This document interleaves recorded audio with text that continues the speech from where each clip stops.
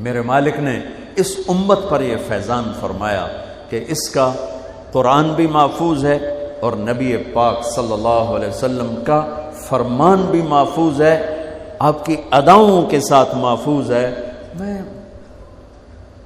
ایک آپ کو مثال دیتا ہوں، اگر ہمارے نبی پاک صلی اللہ تعالی علیہ وسلم کے چلنے کا انداز کیا تھا، اگر ہمیں یہ معلوم نہ ہوتا تو کیا فرق تھا؟ کوئی جنت جہنم کا مسئلہ تو نہیں ہے نا، لیکن میں قربان جاؤں ان صحابہ پر اور ان کے شاگردوں پر، ان کے اگلے شاگردوں پر، یہاں تک کہ جنہوں نے میرے نبی کی چال بھی ہم تک پہنچائی۔ میں آپ کو ترجمہ بتا دوں،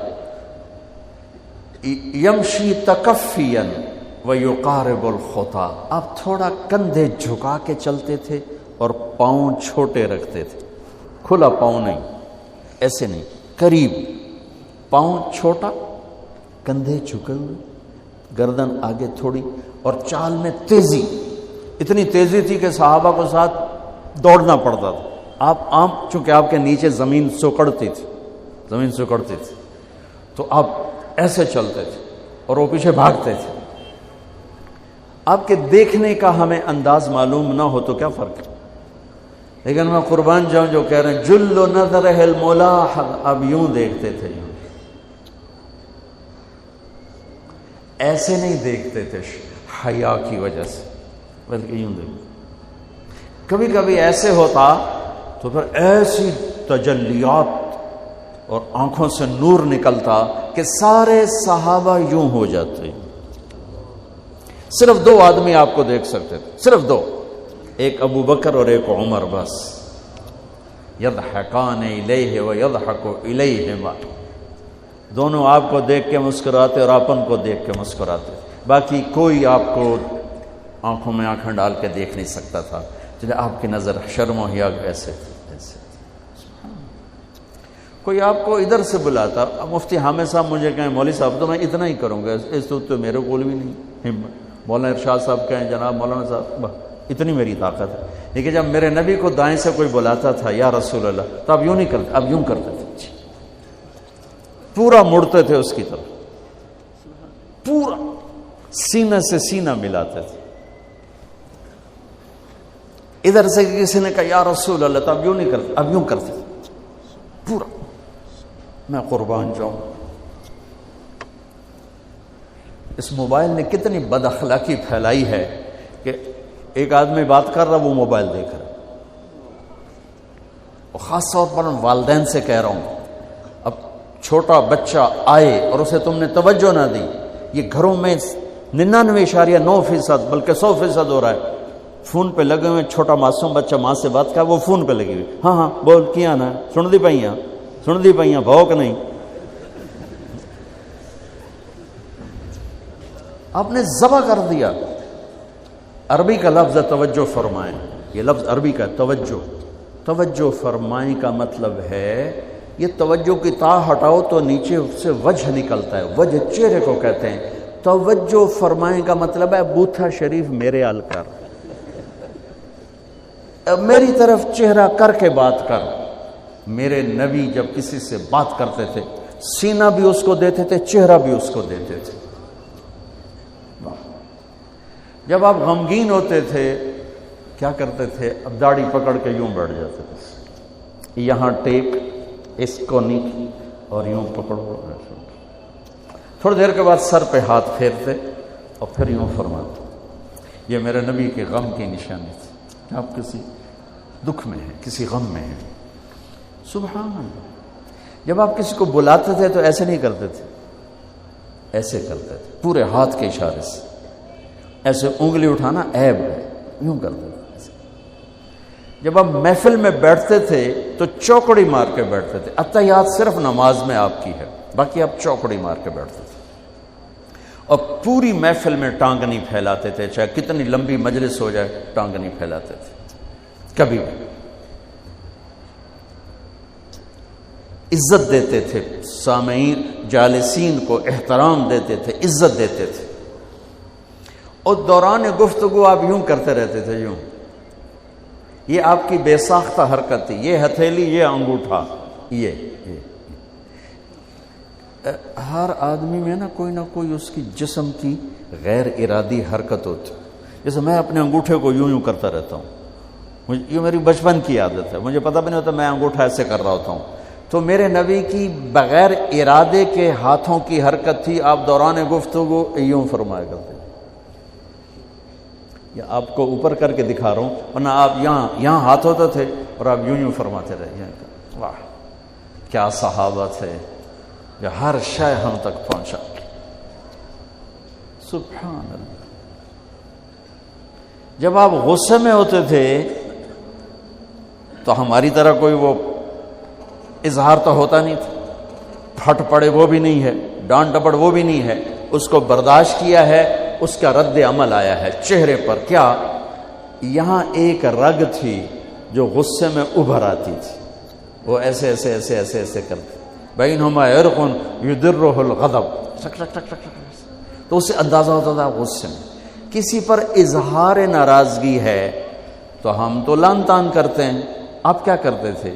ادھر سے ابو ہریرہ آ رہے ہیں، آپ ان پہ ناراض ہیں اور ان کو بتانا بھی چاہتے ہیں، اور یہ ناراضگی ان کی کسی تربیتی پہلو کی وجہ سے ہے. من تصر لنفسہ لا یغضب لنفسہ ومن تصر لہا. ساری زندگی اپنی وجہ سے نہ کسی پہ ناراض ہوئے نہ کسی کی ڈانٹ ڈپٹ کی.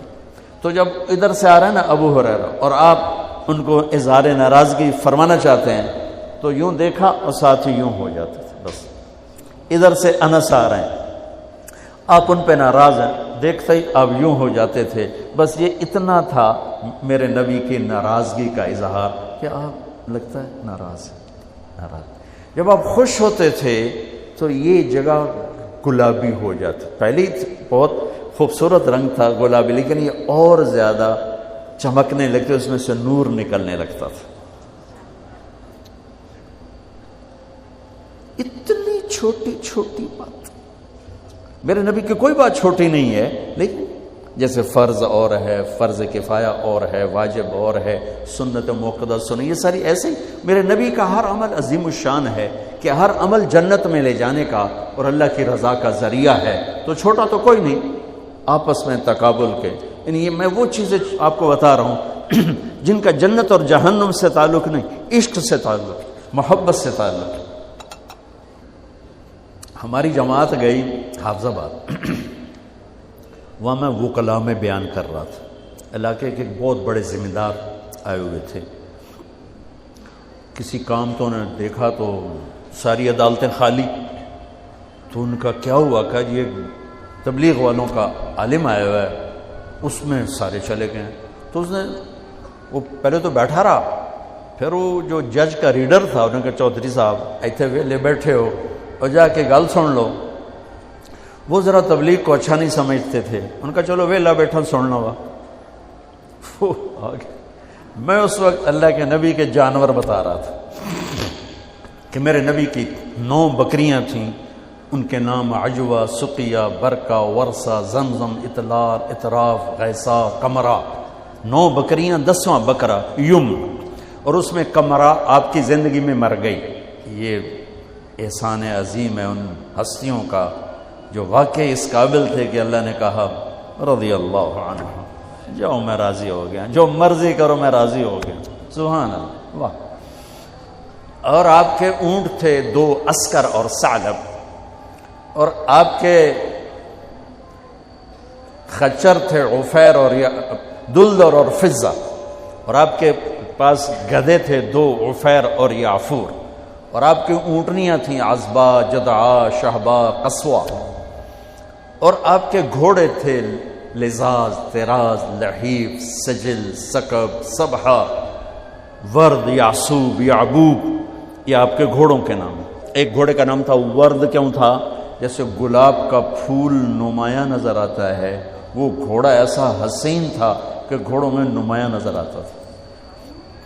سبحہ ایک گھوڑے کا نام تھا. سبحہ، سبحہ تیرنے کو کہتے ہیں. ان لک فی النہار سبحا طویلا. اس گھوڑے کا نام سبحہ کیوں تھا؟ جب وہ دوڑتا تھا تو لگتا تھا جیسے پانی تیرتا جا رہا. خیر میں پھر لمبا چلا گیا. وہ جو تھے نا چودھری صاحب، وہ بیان سن رہے تھے. وہ گئے واپس گاؤں. تو اپنے امام کو بلایا, کہا مولانا صاحب ایک مسئلہ دسو کی اپنے نبی دی بکریاں دا نام کی ہے؟ وہ آکھن لگا یہ بھی کوئی مسئلہ ہے کہ ہے تے بھاویں نہیں, میں تو اج دس ساڈے نبی دی بکریاں دا نام کی. اسا کہ مسئلہ ہی کوئی نہیں تے میں دساں کی. اسا کہ تو اج تک مینوں پٹی پڑھائی ہے کہ اے نبی نو نہیں مندے تے اے نبی دے گستاخ ہیں. میں ہنے انہاں دے مولوی دی تقریر سنی ہے, او تا نبی دی بکریاں نو مندے تو انا نبی نو نہیں مندے. ہن تو جماعتاں نو روکیا میں تینوں کھلے پھرے سا. پھر وہ ہماری جماعت پوری کو لے گیا اپنے گاؤں, نے 15-20 ہزار آدمی اکٹھا کیا, میرا بیان کروایا ہوا, کھانا ہوا. تو میں قربان جاؤں, آپ اسی سلسلے کی کڑی چل رہے جنہوں نے نبی کے علم کو لیا, آگے دیا, پھر آگے دیا, پھر آگے دیا.